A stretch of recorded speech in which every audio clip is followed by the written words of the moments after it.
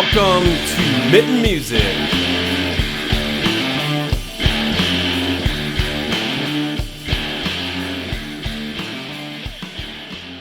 We had the opportunity to head up to Traverse City to see a show at the Alluvion, and we spoke with visual light show artist Super Nuclear, who put this psychedelic show on. You'll hear more about this cool visual art that makes live music more immersive for the audience.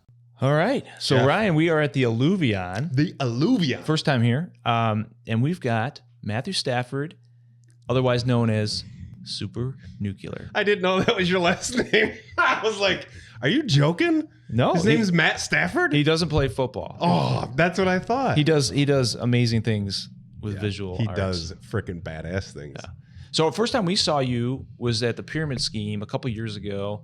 I think the bill was Levitator, which was the first time we'd seen them. Mm-hmm. Carbon Decoy, which might have been the first time we'd seen them. Yeah. Overdrive yeah, Orchestra.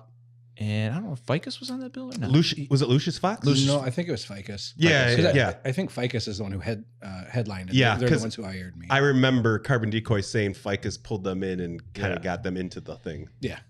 So we saw you there and we saw what you do. And to me and Ryan, right, it's something new, but it's really not something new. So can you explain what it is you do for the music, for live music? I make live visuals for live music. A lot of it's kind of back to like the 60s and 70s when they were using oil and dye on projectors with clock face glass. I can picture it on the wall, like what it looked like, but I had never knew like how they did it. Yeah, Right. So that's kind of where my show started, was with overhead projectors doing that, and then I had to learn how to put it on an airplane. So that's where like camcorders came in. So I'm filming while I'm doing the liquids, and then it runs through a processor and into digital digital projectors. Oh, okay, cool. Yeah, and so you said oils. Yeah, there's like oil and dye and kind of Liquid. it looks like a lava lamp, but I get to manipulate it with my hands. Yeah. So what's the process when you do a show? I mean, I was trying to think about this. You are putting together these visuals to the music. Do you do some study of the bands, the music? What's your process to kind of know how to tailor it to that show? I mostly listen to the bands a lot. Like leading up to a show, I don't really listen to the bands I usually listen to. I just listen to whatever the acts are that I hired or that hired me, just to get familiar with their music and kind of get ideas, know what I'm going to do when I get there, you know? Right. You don't need to know their set list for the night necessarily, though. Do No. Usually if they got like one banger song, being able to hit a few cues with that is the goal, kind of the goal for it. Yeah. Otherwise, it's a little more freestyle. But you've heard the band, so you can hearing different bands. Would you visualize different things? Oh yeah, I take a completely different approach. I could imagine, but I didn't want to say it. The surf rock band, it goes perfect with like the oils and stuff. Right. Ramble Tamble. But I just did a Doom festival not too long ago. Yeah. So I used some like video clips also. I still did like liquidy stuff, and I like have cameras pointed at the stage so I can mix the band that's moving around on stage and colorize it and kind of glitch it out. Yeah. And I make that like a lot darker. There's like skulls and stuff from horror movies. I did see, I love like skulls and that kind of stuff. That's my jam. And I noticed your stickers that have this. I'm like, dude, that's it. I out of all these stickers I saw, whether it was on the fridge over there or something, I go, that skull one's the most badass one. I look and it says Super Nuclear right in the corner. I was like, yeah, that's my guy. So is there a name for the technique that you're doing?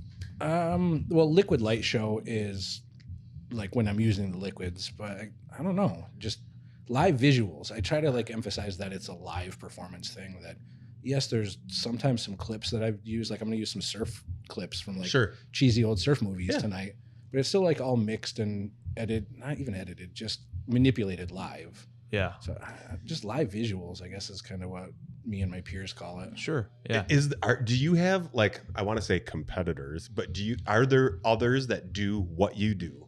Yeah, there's a whole network across the country and around the world of people that do this on all kinds of different levels. You know, should have told us that. No, just you. You're the only one. No, there's more than enough work for everyone. There's actually another psych rock show going on just down the road tonight, and I feel like a little responsible that there's like a kind of psychedelic thing happening around Traverse City again. Yeah. The band, they're all a little bit older than me, I think, but they didn't exist before Super Nuclear, and then they got a guy doing visuals with them. Oh, neat. Dude, they had to have seen you somewhere. Yeah, no, They had to have. Well, I worked with them a couple times, like on accident. They were an opener a couple times for shows that I was either hired by the venue or the headlining Sure. act. Okay. Yeah. Cool. So how did you get involved or discover this and want to get into it?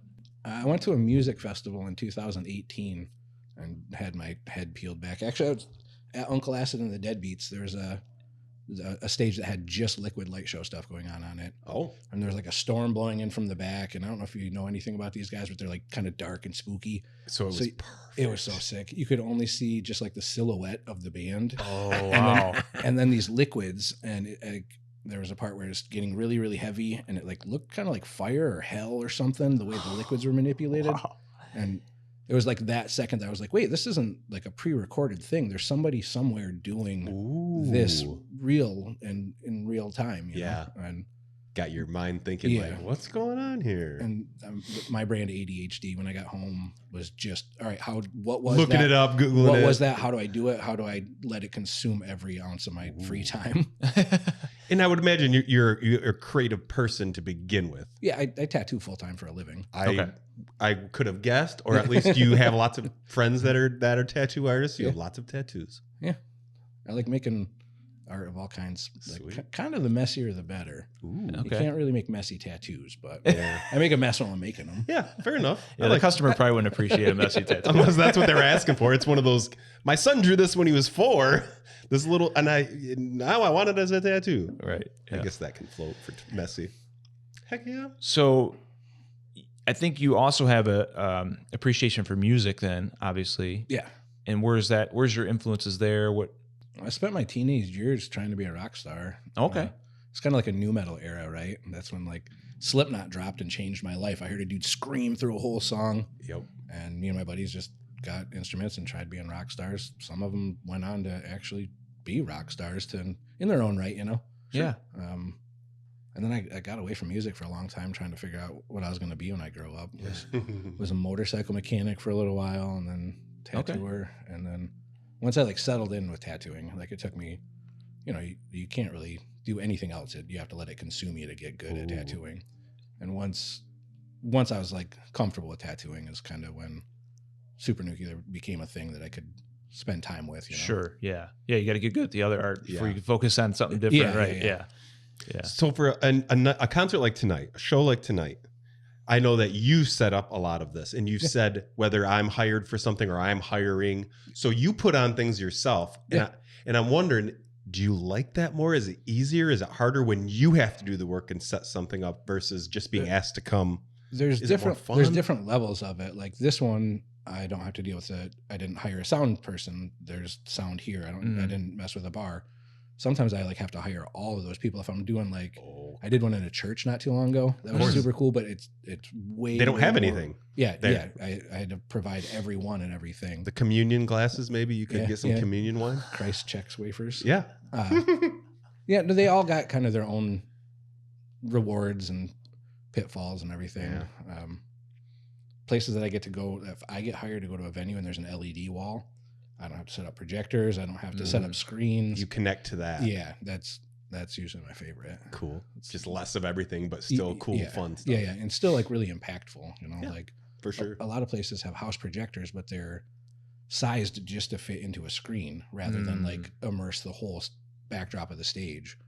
So when that's the case, I still have to bring my own projectors and set up white screens in the back and everything. Makes sense. Right. And like you said, if you're traveling on airplanes and that stuff, it's a lot probably to deal with that. Where I don't need to know where you live and what house. Where about in the state do you live? Traverse City? He's pointing down the road. Right over there. So that's I was wondering. I was gathering that you probably lived northern Michigan, but I didn't know if it was right here in Traverse City. You can literally almost see my house out this window. Freaking badass. You can walk to work.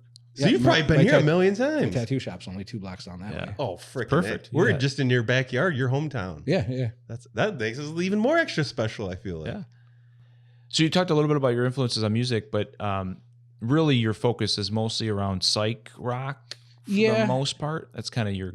Yeah, I would say so. It's been kind of leaning back into some more like kind of doom metal type stuff because that's still kind of... I mean, Black Sabbath was Oh, yeah. psychedelic, right? So it's Mm-hmm. that whole genre has got some stuff kind of veiled in psychedelia. Sure. Right. Totally understand. But it sounds like you're kind of creating, you just mentioned like there's a psych rock show down the road. You're kind of helping to build a community around this music and the visual aspect that you. Yeah. I didn't really ever see that coming or think about it or anything, but it's definitely happening. Yeah. Would you even say it's purposeful? Are you trying to make it happen, or is it happening because of what you think you're doing in the area or in Michigan? Both. Okay. So you've thought about it and you're like, okay, what can there's things that you might do to help. You might advertise more, you might talk about it more, you might share more, whatever. Yeah. I mean, that just comes naturally for me. I'm obsessive and high energy anyway. Yeah. I'm pushing for it. I'm trying to get another venue started in town. I'm trying to just, I think about like the first time I saw a Liquid Light show or like a cool production and how it made me feel. I'm just trying to make smaller shows feel that big that, there's going to be 200 people here tonight and it's going to feel like a big, cool production because there's a bunch of weird lighting everywhere. Yeah. Right. And it kind of falls in line with our goal. Like our goal is to get more people to see local shows, and you give an extra layer of why someone could want to or see something new or just another exciting piece to go see the show in town, right? It doesn't matter what town it is in Michigan. Yeah. But it's just, I love it. Like we want people to see more shows. You're not doing this to have less people show up. Right. Like hopefully it kind of grows things. Yeah. So again, in a way, we're kind of on the same page. Yeah. Yeah. It makes a lot of sense. And it adds another element to the show. Entertainment, right? A lot of people are here for entertainment or the music, and they're also getting something extra that goes, like you said, you're studying the music, so the visual should add to the music and the output. So yeah, it just makes an immersive experience, Yeah. Somewhere to look to. Do you kind of ad lib a little bit what's the process during the show for you? It's all ad lib, like in the moment. Yeah. Like EDM shows, they got really cool visuals sometimes, but all that stuff's done to, I don't even know what it's called, but like a click track, basically. It's already pre-programmed. Set up to the song that they're going to play. That bass drop's going to hit, and then the cool blinky lights are going to happen. This is way more like organic. And it's not a guy going, like a second DJ that's just doing visuals. Yeah. Like all the stuff. Yeah. It's already planned out. Like, I'm not saying it's any less hard, but it's just the preparation's done in advance. Yeah. Where you're in the moment, like whatever. And it looks like it too. It's just like an organic looking thing versus. For sure. Yeah. It is cool. And it's cool to go, like when we saw you at Pyramid Scheme, when we've seen lots of shows and, we like seeing the band on stage, but that extra element of what the F is going on with the lights and what is this thing? This is bonkers. Right. It's just the excitement just sparks it up even. And I was really enjoy just watching you do what you're doing, your art. Because I remember I was sitting there watching you and you're just pouring the oils and moving things around, and it was very, very intriguing to me. Yeah. Like as much as I loved the rock show that was going on, that was just because, like I said, I'd never seen it before. So it's probably, similar. Probably you were hoping when you were at the first time you saw it, you were hoping you could see who was doing that. Definitely. At that point. And for me, it's a ton of fun watching people like come to a realization. There's someone doing something somewhere. Where is he? And then they notice that I'm over there splashing shit around, dying. And like, this guy's doing that? Yeah. What the hell is he doing over here? Their friends will like tap each other on the shoulder and start pointing. Yeah, it's cool. Yeah. That is cool. Yeah. You're like a star in your own way. Yeah. You are. Trust me, you are. It's cool. Like that's exactly how we felt when we first saw it. We're like, who's doing this? Someone's here doing something, and I found you. Yeah, that was neat. So remind me again. So you have a camera over top of the. Yeah. So like tonight's show, there'll be 2 channels that are like the liquid dishes. There's cameras pointed down, and then a camera pointed at the stage as well. Okay. So I can blend the band in to the mix also. Gotcha. Okay. So you're doing the mixing of the oils. I'm just trying to understand those. I know I'll watch this again later, but you're mixing the oils. Every once in a while, do you have to like be touching different things to get the added visual of the band in, or is that automatically kind of tied in? No, there's just like a whole bunch of different sources of like content. There's also like video synth things in the mix too that just make like feedback and rainbow delay and stuff. Oh. So there's I think like 8 things going on all at once out there. All different. And so I just like move back and forth, blend it, and I'll try to have like several layers going on it all at once to Okay. like keep it interesting. And if I need to adjust one thing, Yeah. you're not just getting a green screen after I touch a button. I feel Hopefully. like after he's explained that, now tonight when we see him, like it'll make more sense what he's doing. Yeah. Now that we've heard this and now we get to see it again. Right. Like, Exactly. oh yeah, I get like the first time we saw him, we're just like, magic. What the F is he doing? This is Right, magic. right. Now we're gonna be like, that's what he meant when he said this. Yeah, that's cool. So you said you're working on trying to get another venue up and running up here in Traverse City. What's the thought behind that? And There's quite a few venues around, but none of them kind of really suit just being a rock venue. There's nothing like the pyramid scheme here. Yeah.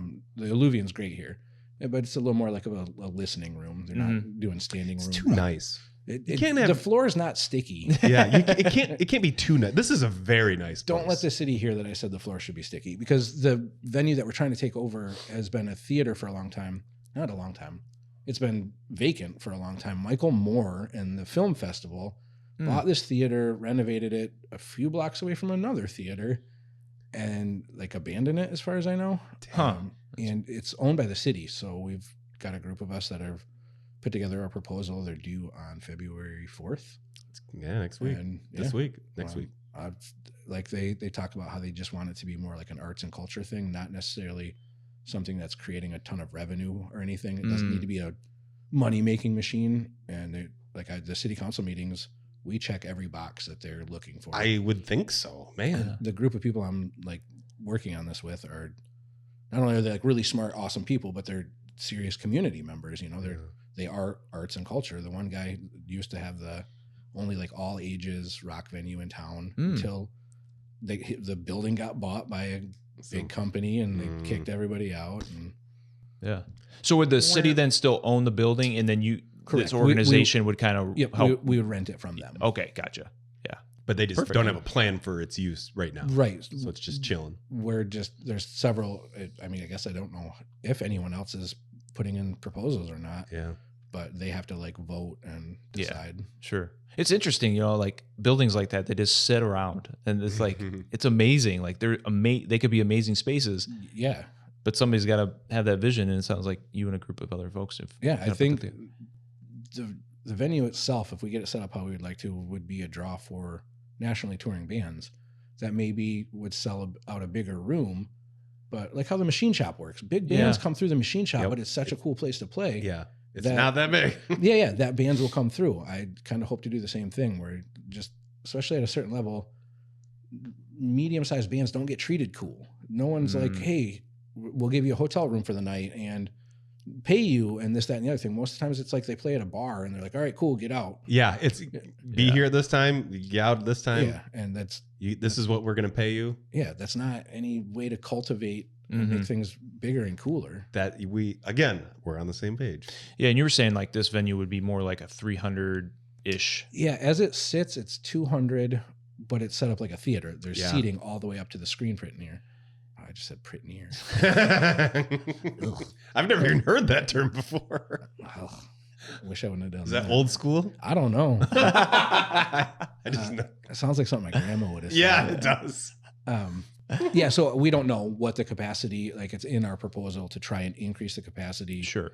I've always thought between 300 and 400 would be a really, really ideal number. That's big enough to bring some nationally touring bands through. Yeah. Small enough where if you put tables in there and it's a local level show and 200 people are there, it's still going to feel like a full room. Sure. Yep. Because if I'm a freaking rock band touring through the States, maybe I'm like a mid-level band, let's say, like wanting to do a big show is awesome, but doing lots of big shows, like I have to imagine gets, I don't know if it's overwhelming or wears you out. Like having a light at the end of the tunnel where, we get to go play this 300 seat place. Like between these nights, it might, to me, would feel a little bit more relaxed and like have more fun with it and want to do it. And I just think making it a really cool, interesting venue to play adds to all the things to make that happen. There's a view of the bay right outside. Right. And like between bands I've come up and I have guest artists that come up and tattoo at my shop, everyone's just like blown away. They're like, I didn't know people lived in places like this. This is pure Michigan, man. Yeah. And there's a lot of people who have heard about Traverse City all across the country, and they know it's a great place to come. So, but they're just coming here for like wine tours, right? and fine cherries. dining, And yeah, Cherries. Wasn't the Cherry Festival here? Yeah. Okay, I was right. Yeah. Don't laugh at me like I wasn't laughing You were at laughing that. like Frank doesn't know anything. He doesn't know what the hell he's talking about.